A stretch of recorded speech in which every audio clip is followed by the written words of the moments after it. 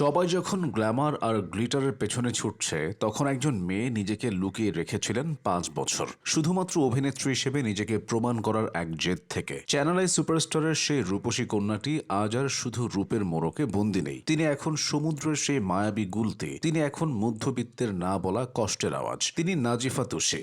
ঈদে মুক্তি পাওয়া প্রেসার কুকার সিনেমা দিয়ে যিনি এখন গোটা দেশের প্রেক্ষাগৃহে ঝড় তুলছেন, সেই তুষির এই অবিশ্বাস্য রূপান্তরের গল্পটা চলুন জেনে নেওয়া যাক। 2026 সালের ঈদ উল ফিতরে মুক্তি পাওয়া রায়হান রাফি পরিচালিত সিনেমা প্রেসার কুকার এখন টক অফ দ্য কান্ট্রি। এই সিনেমায় কোনো প্রথাগত নায়ক নেই, পুরো গল্পটাই নারী কেন্দ্রিক। ঢাকা শহরের 4জন নারীর জীবন সংগ্রাম, সামাজিক চাপ এবং টিকে থাকার লড়াই নিয়ে এই হাইপার লিঙ্কড সিনেমা। আর এই সিনেমাতেই নিজের অভিনয়ের দ্যুতি ছড়িয়েছেন তুষি। সম্প্রতি এক সাক্ষাৎকারে তুষি জানিয়েছেন, হলে বসে দর্শকদের সাথে সিনেমা দেখার অভিজ্ঞতা তার জন্য ছিল অভাবনীয়। নারী দর্শকরা তাকে জড়িয়ে ধরে কেঁদেছেন, মায়ের বয়সী দর্শকরা মাথায় হাত দিয়ে আশীর্বাদ করেছেন। গ্ল্যামারাস নায়িকা নয়, বরং একজন পাক্কা অভিনেত্রী হিসেবে দর্শকের এই স্বীকৃতি যেন তুষির এতদিনের পরিশ্রমের সবচেয়ে বড় পুরস্কার। নাজিফা আঞ্জুম তুষির জন্ম 1996 সালের 14 অক্টোবর। শোবিজ অঙ্গনে তুষির পথ চলা শুরু হয় 2014 সালে। সে বছর লাক্স চ্যানেল আই সুপারস্টার প্রতিযোগিতায় প্রথম রানার আপ হয়ে রাতারাতি পরিচিতি পান তিনি।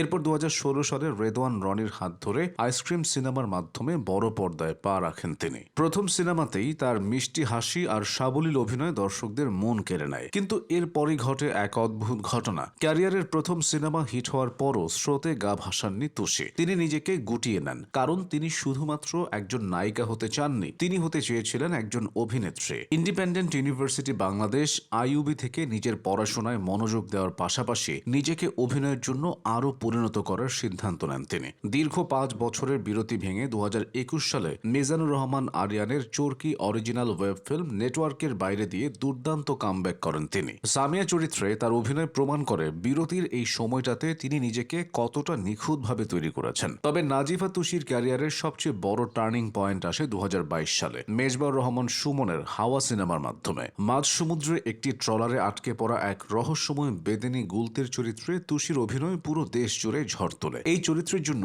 তিনি দিনের পর দিন নিজেকে প্রস্তুত করেছেন, রোদে পুড়েছেন, সমুদ্রে সাঁতার শিখেছেন। হাওয়া সে বছর বক্স অফিসে আয়ের দিক থেকে ইতিহাস তৈরি করে এবং তুষিকে পৌঁছে দেয় জনপ্রিয়তার শীর্ষে। একই বছর শিহাব শাহিনের সিন্ডিকেট ওয়েব সিরিজেও তার কাজ ব্যাপকভাবে প্রশংসিত হয়। কিন্তু রোয়েদ সিনেমার জন্য তিনি যা করেছেন তা হাওয়ার অভিজ্ঞতাকেও হার মানিয়েছে। তিনি নিয়মিত গায়ে সরিষার তেল মেখে কড়া রোদে বসে থাকতেন। শুধু তাই নয়, চরিত্রের মলিনতা এবং রুক্ষতা ফুটিয়ে তুলতে তিনি টানা 3 মাস গোসল করেননি, চুলে শ্যাম্পু করেননি প্রায় 6 মাস।